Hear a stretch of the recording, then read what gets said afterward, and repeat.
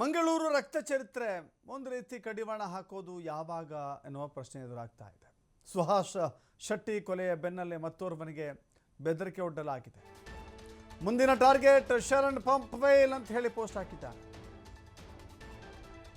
ಮುಂದಿನ target Sharan Pumpwell. Anti communal task force ಅನ್ನ ರಾಜ್ಯದಲ್ಲಿ ಮೊಟ್ಟ ಮೊದಲ ಬಾರಿಗೆ ದಕ್ಷಿಣ ಕನ್ನಡ ಜಿಲ್ಲೆಯಲ್ಲಿ ಪರಿಚಯಗೊಳಿಸಲಾಗಿದೆ, ಆರಂಭ ಮಾಡಲಾಗಿದೆ.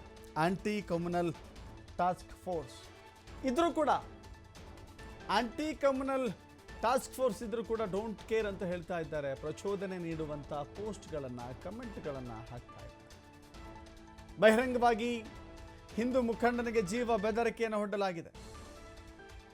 ಪೊಲೀಸ್ ಇಲಾಖೆಯ ಕ್ರಮದ ನಡುವೆಯೂ ಕೂಡ ಇಂಥ ಪ್ರಚೋದನೆ ನೀಡುವಂಥ ಕಮೆಂಟ್. ಶರಣ್ ಪಂಪ್ವೇಲ್ ಬಜರಂಗ ದಳದ ಮುಖಂಡ ಆತ. ಭರತ್ ಕುಂಡೇಲ್ ಆತನಿಗೂ ಬೆದರಿಕೆ. ಸಜೀನ್ ಮತ್ತು ಸಜೌ ಕಾಂಟ್ ಅಂತ ಹೇಳಿ ಇಬ್ಬರು ವ್ಯಕ್ತಿಗಳು ಅಲ್ಲಿ ಕಮೆಂಟ್ ಮಾಡಿದ್ದಾರೆ. TV5ನ ನ್ಯೂಸ್ನಲ್ಲಿ ಟೆಲಿಕಾಸ್ಟ್ ಆದಂಥ ಒಂದು ಸ್ಕ್ರೀನ್ಶಾಟನ್ನು ಅಲ್ಲಿ ಅಂಟಿಸಿದ್ದಾರೆ. ಮಂಗಳೂರಿನಲ್ಲಿ ಮತ್ತೋರ್ವ ಹಿಂದೂ ಕಾರ್ಯಕರ್ತನ ಹತ್ಯೆ ಅಂತ ನಮ್ಮ ಚಾನಲಲ್ಲಿ ಟೆಲಿಕಾಸ್ಟ್ ಆಗಿರುವ ಸುದ್ದಿ ಅದು. ಅದರ ಕೆಳಗೆ ಕಮೆಂಟ್ಗಳನ್ನ ನೋಡ್ತಾ ಇದ್ದೀರಿ. Next target Sharan Pumpwell. Sharan be ready to die ಅಂತ, ಸಾಯೋಕ್ಕೆ ಸಿದ್ಧವಾಗು ಅಂತ. Sharan Pumpwell be ready to die ಅಂತ ಹೇಳಿ ಸಜೌ ಕಾಂಟ್ ಅವನ ಹೆಸರು. ಅವನು ಎಲ್ಲಿದ್ದಾನೋ ಅಂಥವನ್ನ ಒದ್ದು ಎಳ್ಕೊಂಬರಬೇಕು.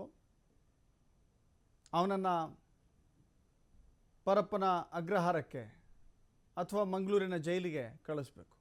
ಇಲ್ಲ ಅಂತ ಹೇಳಿದ್ರೆ ಬುದ್ಧಿ ಕಲಿಯೋದಿಲ್ಲ.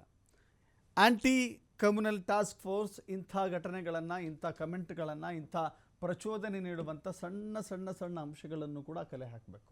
ಒಂದು ಸಣ್ಣ ಕಿಡಿ ಮಂಗಳೂರನ್ನೇ ಸುಟ್ಟು ಆ ಕೋಮು ದಳ್ಳುರಿಯಲ್ಲಿ ಮಂಗಳೂರು ಇವತ್ತು ಕುದೀತಾ ಇದೆ. ಇಂಥವ್ರನ್ನ ಮಟ್ಟ ಹಾಕಬೇಕು. ಹಾಗಿದ್ದಾಗ ಮಾತ್ರ ಮಂಗಳೂರು ಬುದ್ಧಿವಂತರ ಜಿಲ್ಲೆ, ಮಂಗಳೂರು ಒಂದು ಶಾಂತಿ ನಾಡು ಅಂತ ಗೊತ್ತಾಗುತ್ತೆ. ಇನ್ನೊಬ್ಬ ಬರ್ದವನೇ, ಇವನ ಹೆಸರು ಸಜಿಮೋನ್ ಅಂತ ಹೇಳಿ, ಅವನು ಕೂಡ ಹಾಕಿದ್ದಾನೆ. ಸಜೀನ್ ಅಂತ ಹೇಳಿ ಅವನ ಹೆಸರು.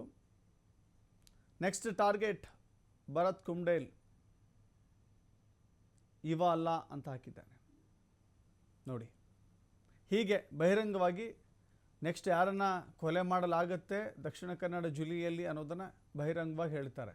ಧರ್ಮ ಬಿಟ್ಟಾಕಿ, ಜಾತಿ ಬಿಟ್ಟಾಕಿ, ಮನುಷ್ಯನನ್ನು ಕೊಲ್ಲುವಂಥ ಪ್ರಯತ್ನ ಮಾಡ್ತೇನೆ ಅಂದಾಗ,